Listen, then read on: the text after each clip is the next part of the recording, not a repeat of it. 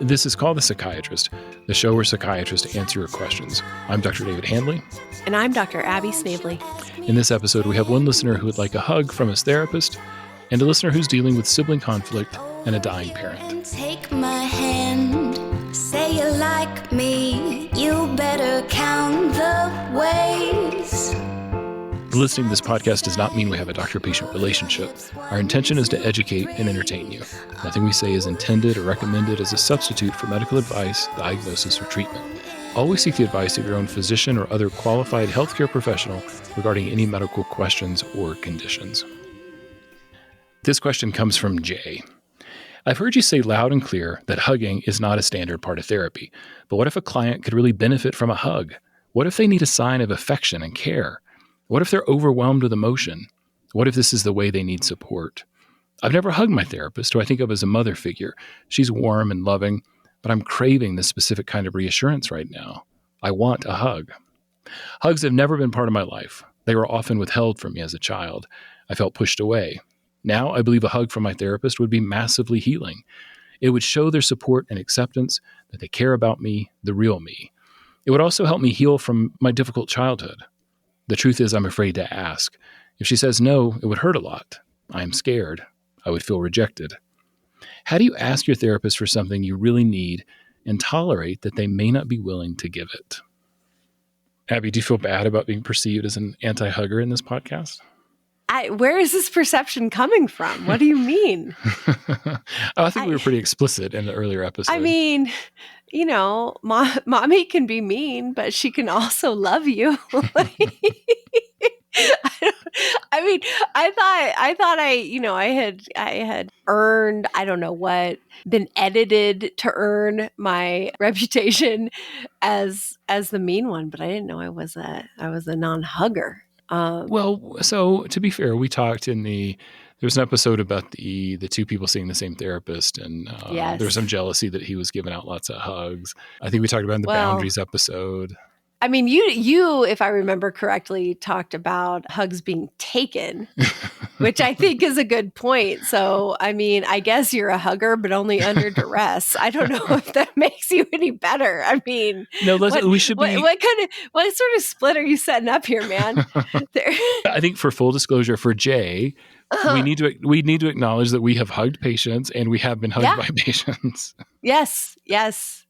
Given, taken, and otherwise. So yes, I might have feelings, but as it pertains to Jay, I really liked this question. I think there's a lot in here, a lot of good questions. I think the last one is particularly poignant, but I also want to applaud Jay for thinking through this in a pretty nuanced way, right? I mean, he almost has the interpretation set up. He is talking about his childhood, what he wants now, the transference, right? And then kind of wonders about the rest of it. But I think he's really taking in a lot of the aspects that go into the conceptualization of this question. And so anyway, I think it's been a good great place to start. Yeah, he has been a good therapy. Yeah, you're right. Yeah, we don't have to make as many wild guesses as sometimes we might. Yeah. No, this is going well for him, clearly. Mm-hmm. It is. And so as a patient, I mean, I will say I can relate to that longing. I mean, I guess as a human, I can, right? To want something, to not know if you're going to get it, especially if it feels like it is support or love from a parent or a parent figure. I mean, I think that's all too familiar of an emotion. Mm-hmm. So yes, we've both given hugs in therapy. I've also, I don't think taken, but been hugged as the patient. But let's start with the doctor side. Are you thinking of any times when you have hugged your patient willingly or not? Yeah, there's not a lot of examples, but I remember the end of the final session after a long therapy relationship. You know, we had done the termination process. This was the last time we were ever going to see each other. And yeah, the patient asked me with tears about a hug as a final goodbye. And of course I said yes. I mean, that would have been so cruel not to. And it was important, I think, for both of us, just as a way of saying goodbye. Yeah, and I have had people ask me. So not a difficult decision. That was not a difficult decision. I have had people hug me as they ask me if they can hug me. So it was it was already assumed. There wasn't really much of a chance to talk about it or to even deny it, I guess. I've only had one like man hug, where it's kind of like a handshake, but then it becomes that, well, you may not know. But that's like camaraderie, or at least that's what I imagine. I don't know. Well, so a lean in and sort of a clapping on the other's back while you maintain your grip. I think that's to keep your body from touching, because I think that's right. Like, no homo. Right, because that would turn you gay if your body's touched. Right. I mean, as they say. I mean, women do that too, actually. I think it's like the least sincere kind of hug, but you're right. I think when I receive it, but maybe a man-on-man hug, that's just the way to like maintain the butchness while also feeling close. That's right. It's like bro-y. I think it's not bad. I'm not kidding. I think that actually sort of seems nice. I mean, on the other hand, I can think of a couple times when male patients came in for hugs in a way that felt like a little violating / a little sexual to me. These are, I guess, kind of like your scenario. These were times when the patient was on the way out the door that just kind of leans in and grabs me, right? This is someone larger than me.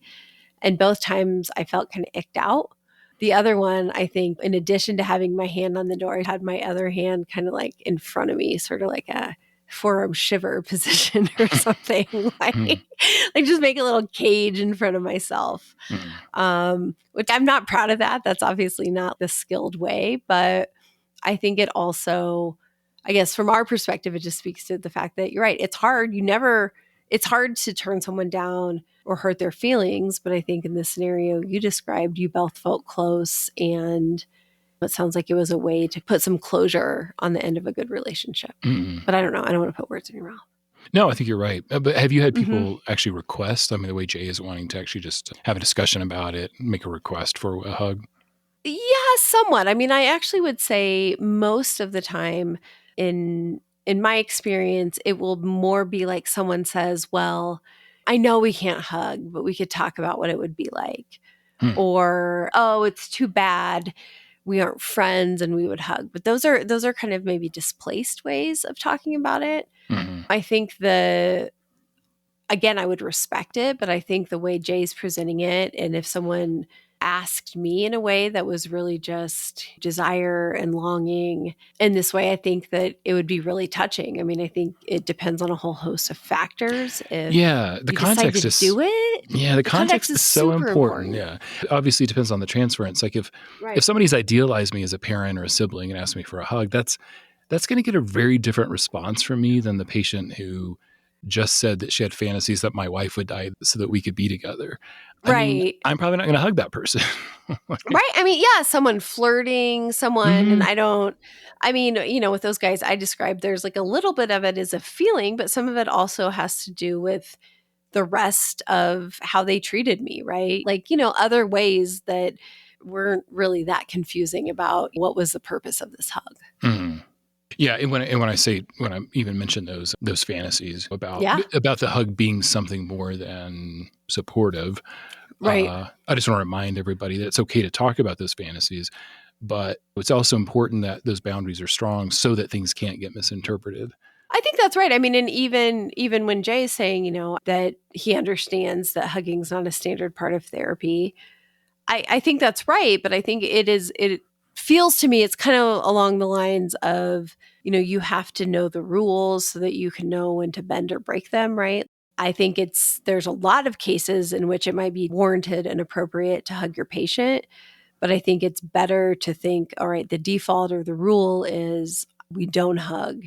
And if I'm going to hug, there should be a good reason that I understand as clearly as I can. Yeah, both parties. In the same kind of discussion that Jay is willing to have and that he's already having with himself. Yeah. So I never wanted a hug from my therapist. I think it would have been like hugging a bag of ice, but what about you? Did your absolutely. Yes. So, I mean, in a very stereotypical way, I mean, I guess we talked about it forever. That's the stereotype, right? And you talked about your desire for one, or just the fact that a hug happened and you had to talk about it? No. Sorry. About the desire or what would it be like? I mean, still probably overly intellectualized. I didn't expect it to happen, without question or without talking about it because, I had been in therapy with this dude for a lot of years and knew how careful and sort of classical he was. That doesn't mean it was super easy to bring up, but I didn't bring it up with like an immediate expectation. But it also was in the context of us planning our termination or the end of our treatment together. And so a lot of it was about, I want to, I'd like to have a hug. Some of the stuff Jay's saying, I think it would feel close, but also I'd like to mark the end of this. I don't think he actually ever explicitly told me. I mean, it was a big topic of conversation for a couple of months at least. I mean, several weeks. I know it's ridiculous. Like the main thing, right? Like, how are we going to end this? And then I think the last session came and it was the end. And I kind of stood up and I was like, so can we hug? And he opened his arms and we hugged. And I thanked him and I had tears in my eyes and it was very lovely. But Was it was it like a everything you lot wanted of it to be? buildup. Yeah. I mean, I don't know. I remember it really vividly. It was also a milestone. I don't think that I guess it met expectations, did not exceed, did not disappoint. I don't know, but like randomly, I also ran into him in the grocery store in the last week or two. And I know him, right? I mean, obviously also a psychiatrist from the same community. He is a hugger. I see him hug people. I don't think it was like so weird, but then I saw him and I think literally put the shopping cart in between us. It was not totally a conscious thought immediately, but I was like, I don't know what to do. Last time we really saw each other, we hugged each other and it's such a big deal. Like So like completely ridiculous. yeah, like what did you think would happen? I mean, out. he probably would have hugged you had you not. He probably would have, or if I Uh-huh. like stepped closer. I mean, again, like a careful person, but like not. I don't know. I don't know. So okay, yeah. So fine. What? So that was me wanting a hug. Well, I wanted to say I completely understand where Jay's longing is coming from. I wanted to. There's a couple things I wanted to point out, which there was that line about needing a sign of affection and care. And his therapist has demonstrated her care for him. I mean, he said he finds her warm and loving, and she did that over the course of their relationship without a physical expression of love.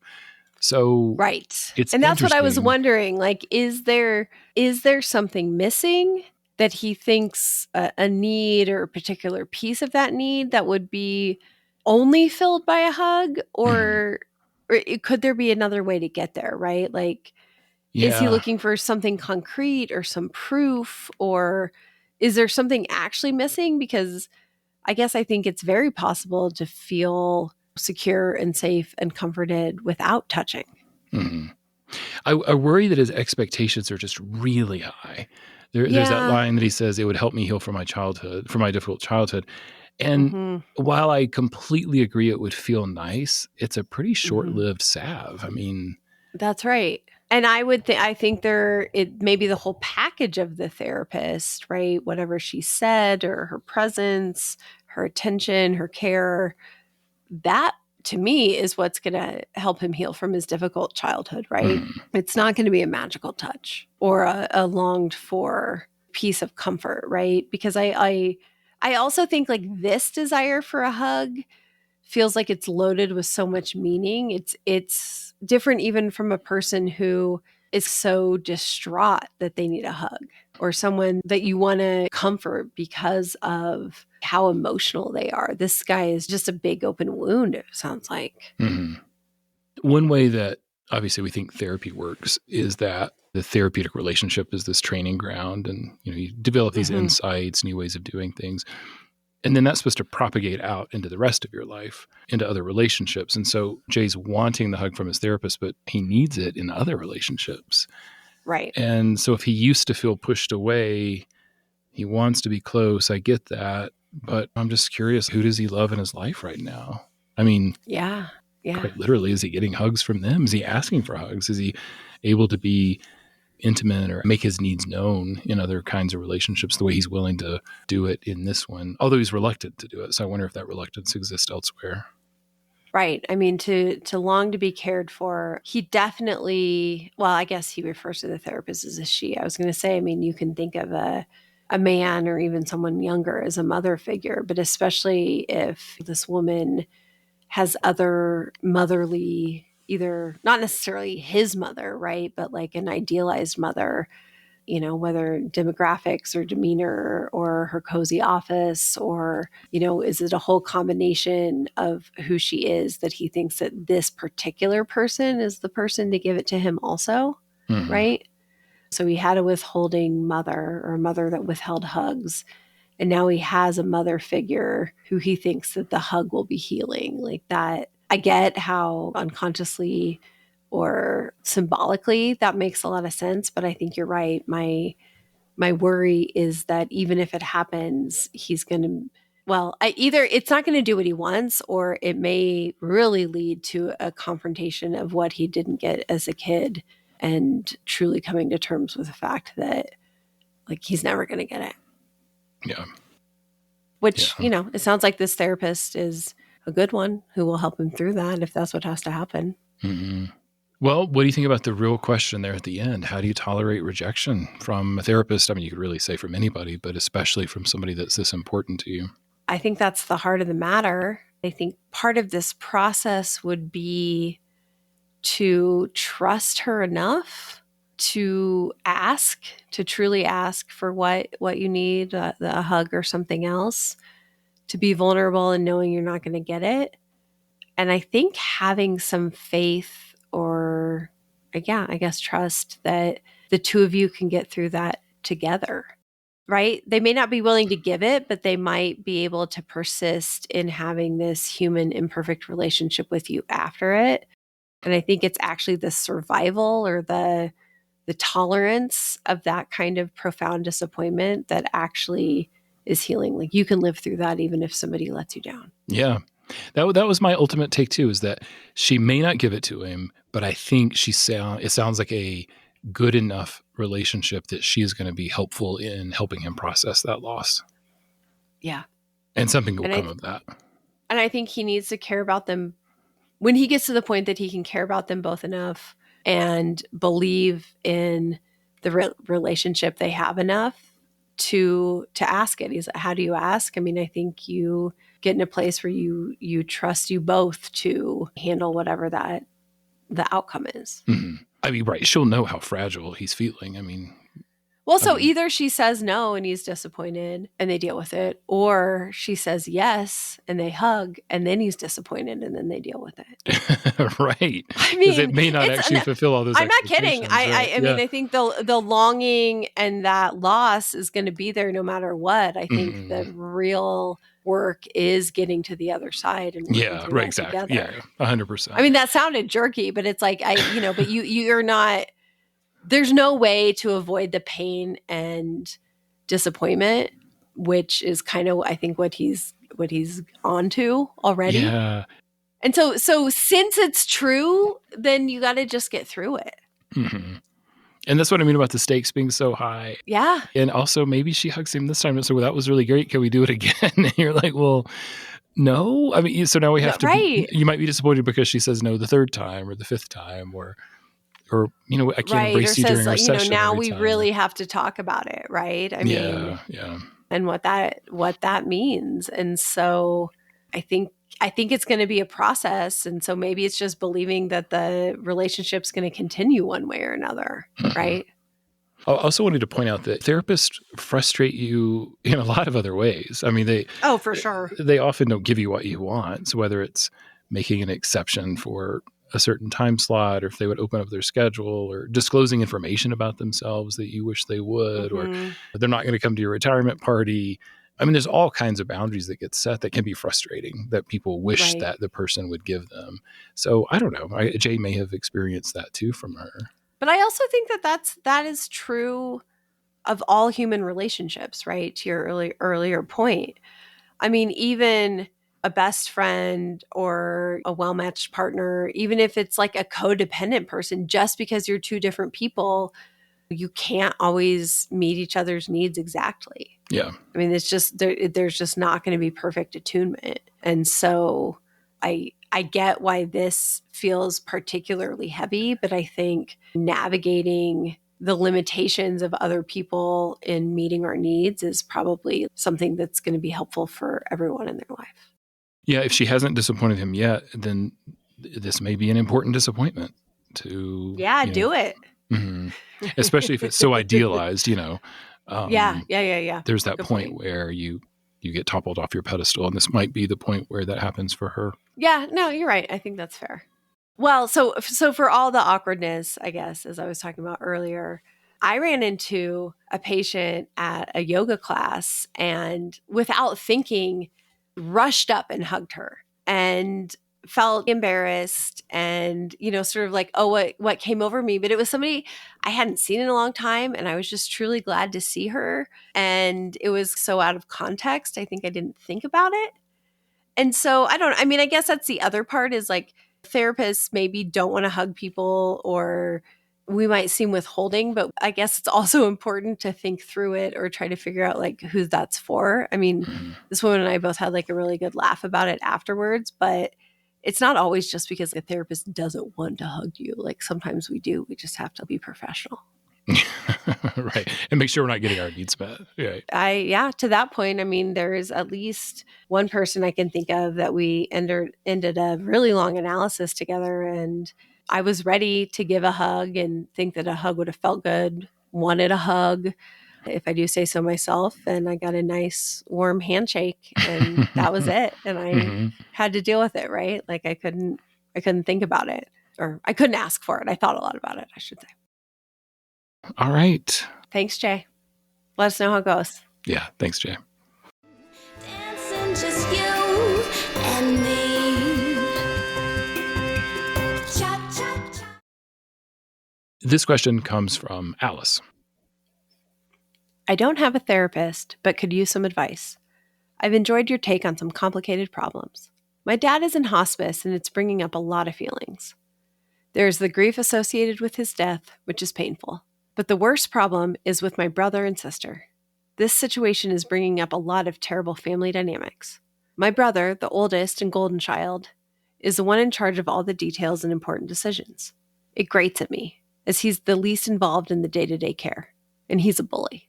My sister is also distant and can't even broach the topic of death, and instead of addressing this problem, talks about other pressing issues in her life, which are frankly not as important right now. Me? I'm the caretaker. I'm emotionally invested and have spent a lot of time with Dad trying to make him comfortable and at peace. Can you talk some about sibling dynamics and why these situations are so hard to navigate? I feel like I'm back in middle school. How do I get everyone to focus on what's most important? How do you deal with the greed of dividing up the estate? How do you allow yourself to grieve when you are so upset? Alice has to be the middle child, right? She didn't say that. Yeah, I think so. I think so. There's some things like the caretaker could be the oldest child, but I know she said her brother's the oldest. He's the oldest. So, I mean, it's because it's almost too perfect for the birth order theories and relationships, right? Oh, it works. Like I have no notes on the characterization. We just have to figure out. I mean, I almost thought it wasn't. For a moment, I thought it was a setup because this is almost too textbook. That if this were a work of fiction, I would say, oh, they probably should have nuanced this a little bit more, just in terms of like birth order dynamic. Well, I'm sure that they have their individual people in the details. We just don't know them. Oh, I know. It's just interesting. I'm just teasing. I'm just teasing. Okay. Just to make that explicit. So we got the eldest, who's the self-appointed leader, who thinks he knows how things are supposed to be done. You've got the youngest, who's the self-absorbed one, who's in denial. And then Alice is the emotional center of the family. She's the one creating the ballast, or at least she feels the need to create ballast for this family. That's right. And she just wants everybody to get along. Just like any good middle child would. Indeed. And nobody's listening to her. So one question she has is, why are they all acting this way? And when a system is under stress, it will regress. And I think we'll have to refer back to episode 12 for that because we did a whole episode on regression. Yeah, they're stressed. You think they're going to be their best selves? That's not how people work. Right. Their dad is dying. This is terrible. Mhm. Right. And the family itself is in stress. And it's all of them at once. Mm-hmm. So it makes sense that they're going to go back. They're not going to be using their most mature coping mechanisms, right? Like that's just, that is a given. And she's described it really well. I think especially with the younger sister, right? She can't even tolerate that her dad is dying, and so has just gone into denial. My guess is, if I'm going to make a lot of assumptions here, is that the eldest. That's what we do. That's what we do. He probably feels guilty. He may feel guilty for being so far away, or maybe he doesn't have much guilt, but he can't solve the problem. He doesn't have any control over the situation, which he's probably enjoys or wants to have control. So what does he do? He gets really controlling over Alice and every decision that can be made. And he's probably dictating things without knowing what's really going on. Like Alice is the workhorse of actually knowing the day-to-day, and he's coming in and trying to, again, I think that's all about his wish for control because he doesn't know how to tolerate the uncertainty. She also refers to him as the golden child, which as the oldest, the first to do things, the first one to gain mastery. Sounds like the parents probably admired him and were always ready to give him a responsibility. So I also think if the family's regressed and everyone's regressed into kind of childhood era roles and responsibilities, I think it would be fair to say that the oldest is going to be the most responsible, but the one who also is supposed to be above reproach or criticism. Mm-hmm. Which is hard to be above a reproach if you're not there in the trenches actually doing the day-to-day care. I mean, indeed. Yeah. But, if he just comes in and thinks he knows, why would he question it? It's just his stupid little sisters. Yeah, I thought it was interesting she mentioned the regression as to this feeling of being in middle school. Yeah. For our non-US listeners, middle school, that's the time of pubescence. That's when you're filled with hormones and trying to make sense of yourself, which was probably the hardest time for Alice and her siblings. Right. As they're trying to sample life, they're getting away from the family. They're trying to make, figure out the world for themselves. And so that's probably when more conflict happened than any other time during their childhood. I agree with this. I think that middle schoolers sort of famously, these kids that are tweens, I guess is another way to put it, in some ways are really young kids and in some ways act like little adults or teenagers. My friend has a kid this age, and her description, which apparently really happened, is that he will spray himself in his teenage brother's Axe body spray and then ask to cuddle her and sit on her lap. And it's sort of like you can't have both.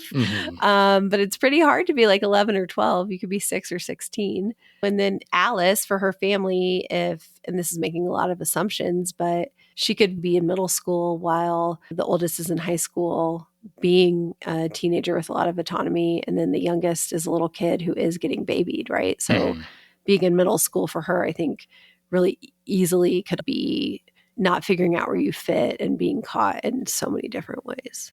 So she asked about the greed of dividing up the estate.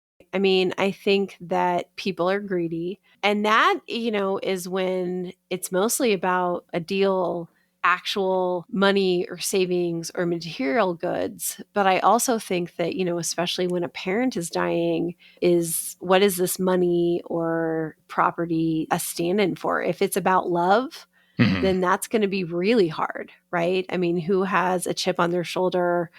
Sometimes the youngest child tends to feel like they got the shaft. Are they going to expect more? Does the older brother think he deserves more because he's done more? How is this middle child feeling? Probably like nothing's ever fair. I know this is the birth order stuff again, but I think that the money could mean a whole lot of different things, which makes the greed or the feelings about how things get divided up all the more complicated. Even if the dad has a very clear will about the division of property, as you're saying, people keep score over all the sentimental things. And so then you're quibbling over things that have actually no monetary value. And even the sentimental value may be questionable, but then it's all about equity and like how much. And as you're saying, is it a proxy for the amount of love that I didn't get, or because I did have more, I deserve more, or they liked me more? It's really messy. And sometimes greed, right? But also feelings of deserving. And even I think sometimes, people with a lot of money are the worst or have the most hangups about money. And so even if all of these siblings are set and don't even need whatever the dad is leaving to them. Like that could really be beside the point. That could almost make it easier to fight over, right? It's so loaded. And at first when you're like, even if the will is clear, and I'm like, if the will's clear, it might make it worse. I don't know. Depending on if it says Jimmy only gets 10% and the other two get 45 because Jimmy's a piece of crap. I mean, I guess Yeah. I don't know, right? I mean, there's surprises.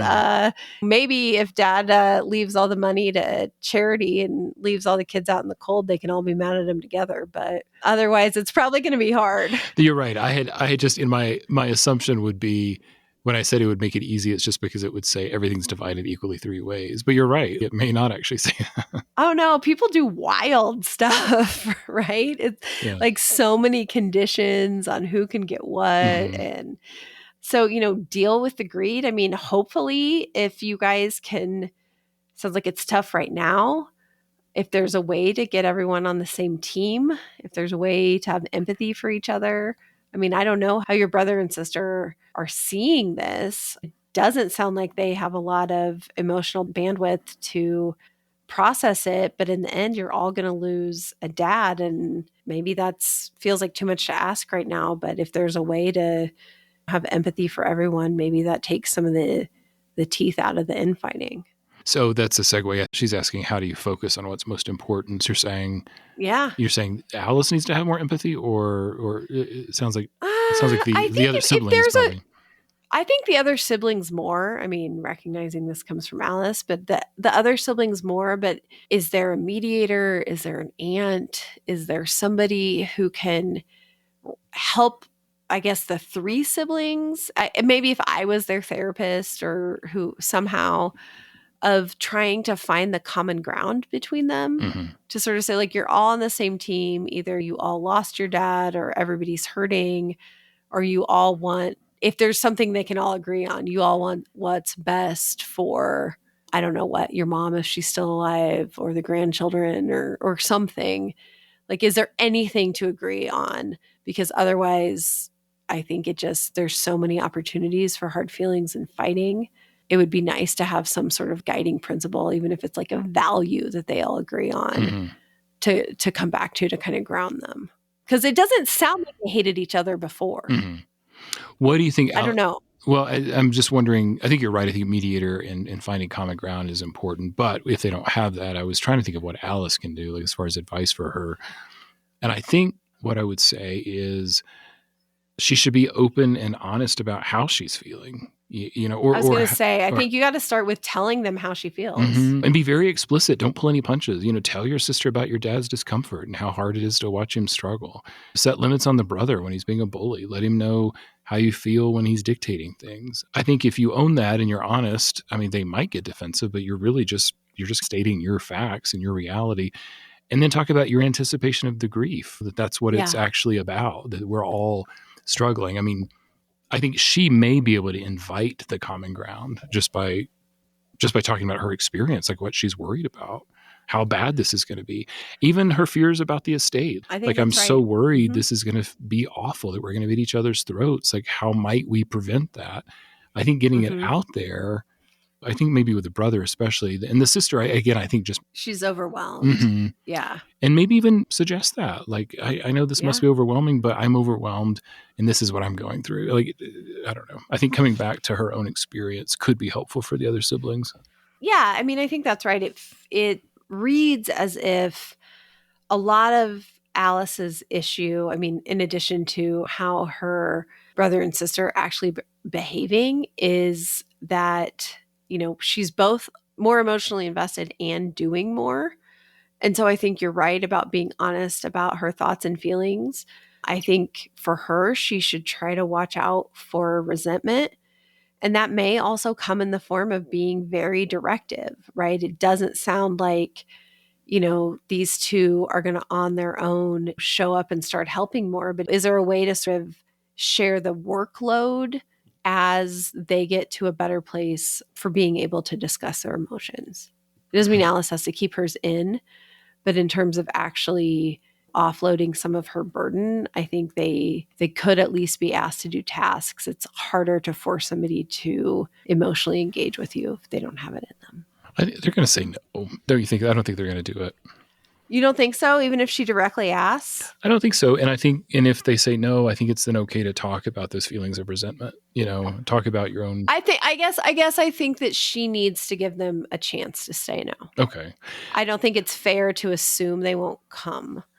I don't think it's fair to her or them, right? Because she's sitting there feeling put upon. Mm-hmm. And if that's true, then okay. But if it is some kind of recapitulation, or if there's some reason why she feels like she has no voice in this, or, if she's just sure that they're such self-involved jerks, they don't want to do anything, then again, maybe that sets her up for more hurt. But I think it's respectful to ask, because otherwise she's not voicing her emotions or asking for help. And then my hunch is she is going to explode. Yeah. No. I mean, really, that's got to go somewhere. At least she has something to stand on if she asked and they declined. Mm-hmm. I'm not disagreeing with you. I'm only reading in the question where Alice put her sister's pressing issues in quotation marks. So I think probably the requests have been denied because she's so busy and she has her own stress and she's trying to do all these things. But again, it's just a detail. It's not that important. No, I mean, I think that's fair. I think that I guess maybe it just points out, I think this is a very difficult situation. Mm-hmm. And Alice may not be able to move the needle on much, but I think in the event that there hasn't been crystal clear communication, I think that's a place to start. Do you have anything to say about allowing yourself to grieve when you're upset? I think you just grieve when it comes. I don't know. I think she's doing what she can. I think it will be easier to grieve if the siblings can all support each other in some way. But again, I don't know how much control she has over that, right? I mean, if she finds herself dwelling on her disappointments in her brother and sister rather than her dad, that might be time to consult a therapist. I mean, what do you think? I was just thinking about the nature of anticipatory grief. No matter how hard it is, it doesn't make it any less hard, when he finally dies. And it may be that when he does die, her siblings have some shift in how they're processing things and how they're doing. And that could become a moment when they are able to come together. But I don't really know how to get them on the same page right now. Yeah. Except for, like I said, I think maybe just to summarize, I think we're both saying the same thing. I think it's okay for Alice to own how she's feeling and to talk about those feelings with her siblings in hopes that they'll have some empathy for her and in hopes that they might join her in the middle. And if they don't, and Alice, you're really angry, I think, feel your anger, maybe get some help with it, hopefully seek support in other places. And I don't know if it's the good thing or the bad thing or just the thing about grief. I also believe it'll wait for you. I mean, even if people work really hard to avoid it, they get around to going through it at some point. And so I wish you a speedy and healing grief process, but I just don't know how much, control anyone really has to manipulate how it goes. Mm-hmm. Sorry, Alice. Sorry about your dad. A big thank you to Jay and Alice for taking the time to send in your questions, and we thank all of you for listening.